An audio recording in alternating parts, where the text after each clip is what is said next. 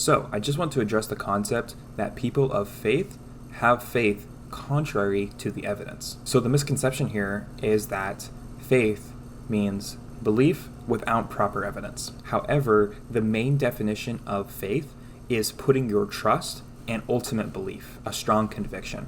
And I think that we can show this in our everyday life. We all exhibit some sort of faith. Like for instance, if you were going to get on an airplane, you are exercising some amount of faith because you are entrusting your life in something that is not 100% guaranteed. So we look at the evidence. Hey, most airplanes don't crash. The pilots on this plane are licensed and certified and have a history of flights behind them.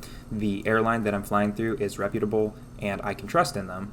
So therefore, I'm going to take a step of faith and walk onto that airplane.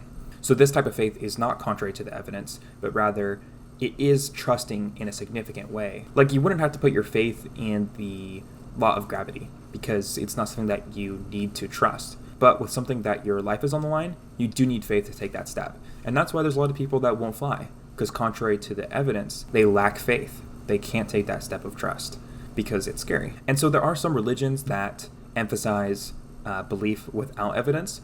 However, Christianity, especially historically, has been one of the best religions for intellectual thinkers. This is why some of the greatest scientists and smartest people in history are Christians. And we can see this with somebody like Robert Doyle, who said that a deeper understanding of science was a higher glorification of God. And he defined elements, compounds, and mixtures, discovered the first gas law, Boyle's law. And we see this with Isaac Newton. He actually spent more time on Bible study than he did on math and physics. He profoundly changed our understanding of nature with his laws of universal gravitation and his laws of motion.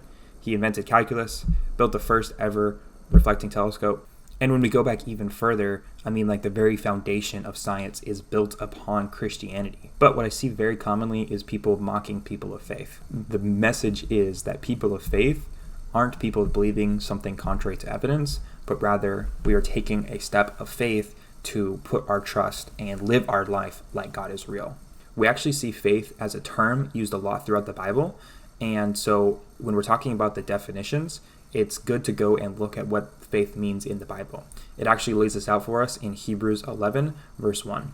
Now faith is the assurance of things hoped for, the conviction of things not seen. So this is just showing us that as Christians, when we talk about faith, we do not mean belief without evidence. It's actually quite on the contrary. So when it comes to Christianity, we do not believe that faith is contrary to evidence. I actually believe very strongly that the evidence most strongly supports Christianity versus every other religion, including atheism. So again, there are two different definitions of faith. One is a strong conviction and putting your trust in something, and one is, in a religious sense, believing in something without evidence. But in Christianity, when we talk about faith, we are strictly talking about putting our trust and living as if it's true. In other religions, you might see people just say, have faith, as in just believe because.